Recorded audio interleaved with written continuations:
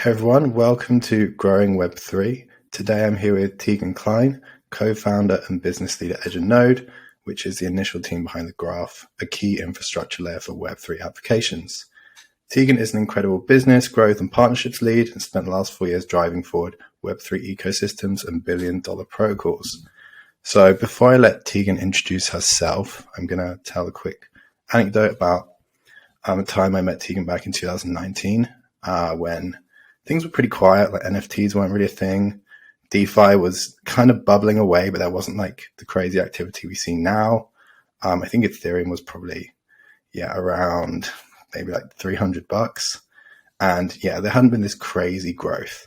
And I remember talking to Tegan, she was like, how are things going? I'm like, yeah, it's good. Like things are fairly quiet, we've got stuff happening, but nothing crazy. Then I remember looking over and like seeing her calendar, which basically had 20 meetings a day, every day, even on Saturday. I was like, okay, Tegan hustles like crazy. This is awesome. So, that's my intro for you.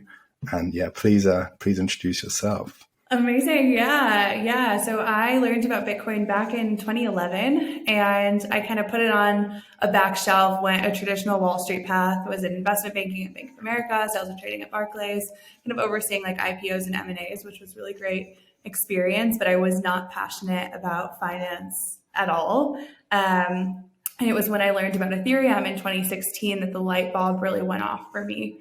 And I really I didn't know that it would end up being called Web3 at that time, but what I saw was a new internet being born and a new financial system kind of blooming where we can remove some of the unnecessary friction points. At that time, there were people kind of talking about Web3. It was like Yaniv Tal from the Graph, Juan Benet from IPFS, Vitalik, of course, from Ethereum, Gavin Wood at that time from Ethereum, Multicoin, but not many others. And I joined the Graph back about 2 years ago. And I remember when I first joined, everyone was telling us, like, don't talk about Web3. Don't talk. It's a dirty word. People think it's expensive because it's like middleware infrastructure. Just like, don't mention it. And Yaniv and I had a long conversation and we actually made the decision that we would not only continue mentioning Web3, but we were going to double down on it. And I remember the first supporter call 2 years ago where we kind of relayed that message. And it's crazy to see now, like within the last 6 months, how much has changed and how Web3 is at the forefront of this space and how almost everyone is talking about it. Yeah, absolutely. I mean, like blockchain wasn't great.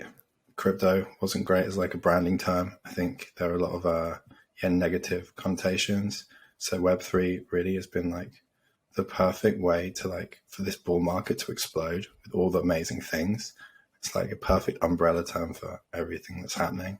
And the Graph, I've obviously followed them for a long time, and I've seen all the awesome things that you and even the rest of the team have been doing. And I'd love to hear a little bit more about what your role has been and how you've kind of help to drive the growth and partnerships and all the things you've worked on. Yeah, absolutely. So when I started in the space 6 years ago, I actually started in investor relations and business development. And so that's really where I focused, but it was always in kind of bringing a really great tribe around you. So with investor relations, you really want to be particular about those that you bring in to your company, because it really is building that tribe. And those are the people that'll support you, for many years to come. But with business development as well. So with business development, you're bringing in new projects and protocols into the ecosystem and really helping to explode growth that way. There's that saying that like, if you say you got to success by yourself, you're either a genius or a liar. And I think that this really kind of encapsulates the importance of business development and partnerships within the ecosystem. And it's really how you can kind of explode growth and make what you're doing relevant to an entire new group of people beyond just your own community and users. Awesome. And since you've been working at the Graph, you've focused on partnering with, I think it's like pretty much every Web3 project, right? So could you explain a little bit about how the Graph acts as like this really important layer, and then also how it partners or people can build on it trustlessly, how that kind of works? Yeah, absolutely. So the Graph is organizing all of the data within the space. The Graph supports 27 different networks. So layer ones like Near, Avalanche, Ethereum, Celo, layer twos like Arbitrum Optimism, also storage layers like IPFS. We're working on Arweave support as well. So the graph really supports all of these different infrastructure layers, but then all of the use cases build with the graph's organized data. They use subgraphs, which are open APIs, so just open data so anyone can leverage that data. So like Uniswap, Synthetics, Aave, Gnosis, Numerai, projects across NFTs, DeFi, DAOs, the metaverse as well, like Decentraland leverages subgraphs. So it's really exciting to see this explosion of innovation that has come now that we have this data layer solved for in Web3. But there are many other pieces of the stack that are currently being solidified. And I think once we have all of those layers solidified in a decentralized way in Web3, that's when Web3 will be truly ready for mass adoption. That's when we'll see brand new use cases beyond what we can even like fathom today within the space. And so that's what I'm really excited about kind of looking forward. Yeah, absolutely. I think for me, the graph has always been one of the most interesting projects because, yeah, when we talk about like growing Web3 and growing this ecosystem, it has to be decentralized, right? Like there's no point having so many parts that are just centralized. And yeah, this data layer is one of the most important parts to be decentralized. So yeah, it's so cool to see how powerful the network has become and how much growth there still is. Absolutely. Yeah. And so it's exciting just because like it's peer-to-peer and it's like this public good that everyone can use and leverage and benefit from. And I'm excited to see kind of more of these protocols emerge with the similar values of like Bitcoin and Ethereum being like open source, decentralized, permissionless, trustless. Awesome. So right now, I always have this conversation with people about estimating how many people are actually in the space, like how many users there are. So maybe it's like between 50 to 100 million people. Maybe it's around like 20 to 50 that are like using, different blockchain projects, not just holding Bitcoin. But where do you see like things going this year? Do you think it's going to kind of grow steadily, or do you think there's going to continue to be this like explosion of growth with Web3 products? Yeah, so I think that it'll continue growing. It's been exciting to see like the adoption around DeFi. You had like this mini bubble in DeFi, then that bubble kind of tapered out, the infrastructure continued being built, and then you saw this like massive run up. Similar with NFTs, like you saw this little like bubble emerge, people were excited, then it tapered out a little bit, and then it reemerged like 10 times bigger. And I think NFTs have really kind of gone mainstream and gotten a lot of mainstream attention. One of the pieces, though, to like this explosion of growth before like the stack is properly ready is that you have a lot of these founders within the NFT space. Those marketplaces had to kind of cut corners, even founders that share similar values to like Bitcoin and Ethereum, because they had to keep up with that explosion in growth. And in my view, like all of these like centralized pieces that exist on blockchains are temporary solutions. They're kind of short-term solutions until that decentralized infrastructure can come to fruition. And what's exciting about building in Web3 is that what we're working on is like brand new. It's like solving brand new things with really cool people. And that takes time, right? Like building in a decentralized way is a lot more difficult than building centralized. And so I'm excited to see like in the next several months, a lot of that infrastructure for NFTs to be decentralized, to become more open. And I think that once that happens, we'll see like another explosion in growth and excitement. And then also with like the metaverse and social media and having the infrastructure be ready for like to take on those kind of use cases. Yeah, absolutely. It's like, yeah, so many people have cut corners, and like you said, it makes sense. It made business sense. And it, in a way, it's helped bring a lot more people into the ecosystem, and it's like opened their eyes to like what's possible. But yeah, I think right now we're in this position where everyone's still trying to decentralize, right? Like a lot of projects haven't launched tokens, they haven't launched DAOs. They're still at this early stage. They're kind of waiting to see what happens before they exit to the community. So yeah, I think we're at a really exciting point, especially for new people coming in. It's like we're still so early. Like kind of cheesy to say that, but it is really true. Like so much is yet to be built. Absolutely. Yeah. It's like Web3 is this mission and we're currently building it. And I think like there is no greater opportunity than what we're seeing right now with Web3. Like this is like being at the beginning of Wall Street. This is like being at the beginning of the tech boom. Like this is where the opportunity is. And I think like this will be like the largest shift that we see in our lifetime, both from like wealth transfer, but also to like technology transforming and like revolutionizing the world. So yes, I'm very excited about the space and it is extremely, extremely early still. Yeah, it's great. It's great to be here at this point in time. So what do you think are the key kind of challenges for like growing, onboarding the next set or the next wave of users to the space Yeah, to be and to all these honest, applications? I think it's really just time. Like a lot of those protocol layers and those pieces of the stack are either ready to go, but they're not integrated with the other pieces of the stack, or they're about to launch, kind of like what you mentioned. And so I think right now, like what we need is just those founders to buckle down and those teams to just buckle down and build and get it ready for mass adoption. And I think we'll be there in about like 6 to 12 months. Like that stack will be solidified and it'll be ready for mass adoption. And what's been exciting to see is just there are pieces, like you said, that are centralized still. And you've seen the co-founder of Signal, Moxie, like call that out. And I think developers will continue to call out those centralized infrastructure pieces. And we as founders will keep each other like intellectually honest about like what needs further decentralization. And I'm excited about Mm-hmm. that. And I think there's just like so much left to like decentralize in the space. Yeah, absolutely. Absolutely. It's like, yeah, people, people did really well. Like builders did really well, I think, through the bear market, through like 2018 to, yeah, early 2018 to like 2000, mid 2020. People just built, right? Like so many teams just really focused and it was difficult to build solidity, or to, yeah, to launch these applications. But yeah, there was a lot of focus.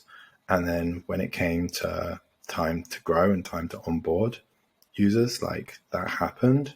And, you know, a significant amount of capital has flowed into the space, has flowed into DeFi. NFTs have like hit the mainstream with celebrities using them as their PFPs and all this kind of stuff. So yeah, it's still like not perfect, the user experience by any means. We still have such a long way to go. So yeah, I think, yeah, onboarding this next like wave is going to be it's going to be interesting to see how it happens. But yeah, I'm really hoping that it won't be through like these centralized front ends, but it will be more, you know, them coming into the space, looking to actually use decentralized applications. Yeah. Are there any dApps that you think are gonna continue to bring people through, like continue to kind of drive adoption Yeah, I'm really for excited about users? Audius. I think like Audius user base is really kind of like the Spotify user base. They're really bringing like music to the blockchain space. I'm excited about Live Peer as well. So like live streaming, like bringing DJs. Decentraland is getting a lot of attention, like buying land in the metaverse. ENS, like buying your like ETH name, your like kind of like domain names. That's been really exciting for the space and like bringing more people mainstream.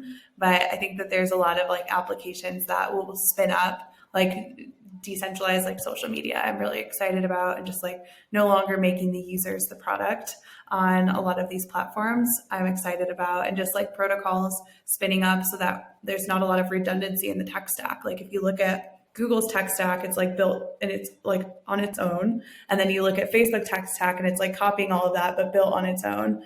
With Web3, you have like the protocols of the tech stack. Everyone can leverage those protocols. And then like if they're centralized companies, they just have like that UX or that UI. And if those companies go away, that's fine. Like the protocols are redundant across the other like teams and projects building in the space. So I think it's just going to like reduce a lot of the effort and time and really like lower the barrier to entry when it comes to building in Web3. Yeah, absolutely. I feel like as well, a lot of projects have launched like the protocol with their own front end. And we're at this point in time where we haven't really explored how, you know, the protocol layer looks with all these different front ends. Like I know Uniswap, they are very like they're very decentralized or on the spectrum of decentralization. They're much more towards, or they are at the most decentralized end. And yeah, they're very explicit about how you don't need to use the UI. The protocol is there. You can integrate it anywhere, and that's kind of the magic of it.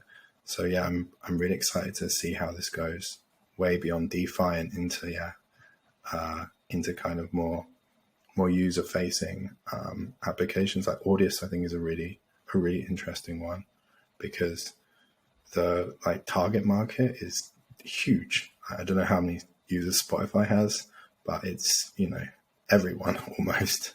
So it's going to be really interesting to see how they kind of attack that.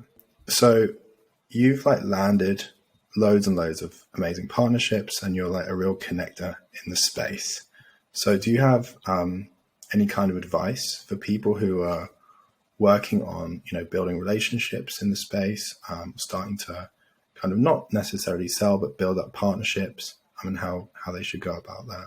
Yeah, absolutely. I think help people as often as you can. When I first got into the space, one of the things that I did is I would listen to podcasts, or I would listen to events online. They're oftentimes recorded, and I would kind of write down what people said, and I would then reach out to those people on what they said. I would also attend events and go up to them after they got done speaking and get their card, or set up a meeting after. And I think that was just a big hack into the space, and kind of talking to some of the biggest names and voices within the space. So I recommend doing that. And just don't be afraid. Part of being successful is reaching out to people that you want to be like, and asking them, how they do it, what they do, asking for informational interviews. And I think a lot of the people in the space are really eager and willing to help. And then also just there's this misconception that in Web3 and in crypto, you have to be an engineer, you have to be technical. And that's just not true. We're building a new internet, we're building a new financial system, and we need all of the voices around the table. And so that means we need designers, we need help with the user experience, like the UX, the UI. We need people to do business development and partnerships, people to help translate what the technology does. It doesn't get very far if there's no one to explain how to integrate it or how to create a partnership with it. So I would say don't be intimidated, and don't feel like you're lesser because you're not an engineer or developer. I just recommend kind of understanding the tech enough that you can translate it in an intelligent and digestible way. But don't be intimidated by that level of technical depth that exists within the space. And then just work hard and hustle. You can get into the space by literally having Wi-Fi and a computer. That's all you need. You can be anywhere in the world. And people that are working on the graph, they're from over 99 different countries, people from Venezuela, and a lot of the community members that were just volunteer based and excited about the graph now have either full-time roles or part-time roles working within the graph ecosystem. So just get involved in the community. Many people have advocate programs, ambassador programs. So you can join those to really kind of start interacting in the space. And there are so many open roles in this space. There's so much money, there's not enough talent. So we need your skill set. And don't be intimidated by not having experience, because it is a brand new industry. Absolutely. And I've been in this space 5 years, and I'm still learning stuff every day. It's just the nature. Things change so much. So when people come into the space, if they focus on learning, I think they can get up to speed pretty fast just by following good people on Twitter, joining interesting Discord servers, and connecting with interesting communities. I think, the graph is a really interesting place to start for people who are interested in more technical protocols. But also, it kind of gives you a real good insight across how things work, right? And how the decentralized stack is becoming a reality. Yeah, absolutely. At Genode, one of our missions is to kind of help solve the world's most pressing problems. And so if you're interested in kind of creating a new internet that works for everyone, we've hired people from Google, AWS, Airbnb. So the exodus from Web2 is on, but we have a ton of open roles. So any hustlers, feel free to apply. That's amazing. Yeah, I think, the exodus really is on. It's almost every day now that we're seeing someone go from, the big tech moving into Web3. And that's super exciting. But as you said, people don't have to be from big tech. They can be from anywhere. they can be, I think a magical thing about the space is that they can be completely anonymous. Mm-hmm. If they consistently add value, then projects will happily give them roles. I think that's, something that's super exciting. Absolutely. Yeah, it's like opportunity for anyone who's been left out of like the financial system, anyone who's like struggling. If you are like maxed out on your credit cards, like this is a new path forward. And we're kind of creating a new financial system so that that kind of stuff doesn't happen to people. So yeah, everyone's welcome, and we need all of you to kind of participate in the ecosystem. So do you have any favorite communities that you like to be a part of or hang out in, or Discords or anything like that? I'm so like consumed by the Graph at the moment. I mean, the Graph is one of the most vibrant communities in the space. Also Ethereum, like I just kind of get along well with the Ethereum ecosystem. I kind of have this theory that, so when I learned about Bitcoin in 2011, it didn't click for me. And the reason it didn't click was because like I wasn't like deep in with this like monetary theory understanding. And I've learned through my 6 years in crypto that there are generally two types of people. There's the monetary theorists. So those are like the deep Bitcoiners. They only see like the monetary side of things, but they dismiss the tech side. And then you have like the tech theorists, which are generally like the computer science degrees, like the technologists. They see Web3, but they kind of dismiss the monetary side. And then of course you have people that are the hybrid of both. I am definitely like the hybrid of both of those now, but it was what clicked was the tech, right? And learning about Ethereum. So yeah, I guess if you're more on the monetary side, you might like the Bitcoin community and ecosystem more. If you're more on like the Web3 and the tech side, you'll probably gravitate more to like an Ethereum, the Graph, Arweave as well.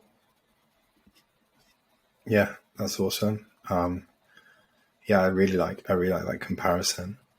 Really like that comparison. I feel like, now, I mean, a few years back, it was pretty much like Ethereum was the competitor to Bitcoin, but now we're very clearly moving in this like into this multi-chain reality, which is super exciting. So yeah, I think there are just so many awesome communities like popping up everywhere, new projects, and I think it's just important for people to just get stuck in, not be afraid of thousands of Discord notifications. Yes, absolutely. Yeah, okay. I think I'm going to wrap up with like a last question. So what do you think Web3 projects can improve when it comes to like thinking about growth and like planning for the future, building partnerships to kind of drive growth? Yeah, I guess one, like the user experience is crucial. And so like the infrastructure that's being created, like the Graph, Arweave, Ethereum, like those pieces help those dApps have better user experience. I think that is one of the biggest pieces that we need to solve for. And like even buying an ENS name, like you have to get money into like a centralized exchange like Coinbase, then you have to send that ETH to a MetaMask, and then you have to use that ETH to buy your ENS name, and then you have to do all this stuff in the background to make sure like when ETH is sent there, it goes to your address. And like that's like a 10-step process or more. And so we need to reduce that process and make it a lot easier for individuals to kind of get involved. That being said, like where this challenge is, and like even being like a liquidity provider on Uniswap where you can earn kind of passively, or being a delegator in the Graph network to help secure it and earn GRT passively, like those, like that's where the alpha kind of is at the moment, because it's difficult to do. Like it's not super seamless, but we should be getting those steps down from like 10 to 5 to like 2 steps or so. And then I think just like understanding the Web3 space and Web3 native projects, like you have a decision if you're going into like business development or even marketing. Are you going to focus on like Web3 native projects that have the similar values to you? Or do you want to kind of be this bridge from the traditional world to the space? I am very much on the decentralization maximalist side, where like I am focused on helping founders with the same values or similar values as me. But we need the bridges, right? We need like the Coinbases of the world, the OpenSeas of the world, because they're the bridge into Web3. I do think like being more on the decentralized maximalist side, that's like the longer term view. And I have always kind of been very like long term focused in everything that I do. So that's kind of where I found myself. Yeah, it's like it's helping bridge this gap, which is exciting. Like I'm very convinced that we will see everything move over to Web3, like to be on this stack, because it makes more sense. But yeah, I'm finding it really interesting right now watching like brands kind of like test little things. Like some brands are launching NFTs. I think Gucci launched a Discord server recently, and it was quite fun. It was like, okay, they're testing the waters. So yeah, more people who can like, come from like these big tech backgrounds and then bring all their, clients and all their connections into the space. It's going to be really, really exciting to watch happen. Yeah, absolutely. I do have a little bit of a fear though that like the Facebooks, the Twitters of the world will, and like the YouTubes and the TikToks and the Instagrams, like as they get into NFTs and Web3, like trying to kind of control the Web3 space and not let go of the power and like the walled gardens that they have around data, which is generally how they monetize. So it will definitely be interesting to see how it all shakes out. But that if that happens, like those exciting use cases just won't come to fruition. And so that's kind of why I'm bullish on Web3 being like truly decentralized and this brand new platform for decentralized applications to live, because that's where you're going to see like these really exciting brand new use cases. Amazing. Yeah, it's gonna be a very, very exciting few years ahead. Thank you so much, Tegan. If people wanna get in contact with you or follow what you're up to, what's the best way for them to do that? Yeah, I'm the Klein venture on almost every platform. I recently got onto TikTok just to kind of help educate and be some signal in the noise there. So if you're new to Web3, feel free to follow me there and you can ask any questions and I'm happy to make content for you too. Amazing. Thank you so much for sharing your wisdom. It's really great to chat. Thank you so much. Appreciate it.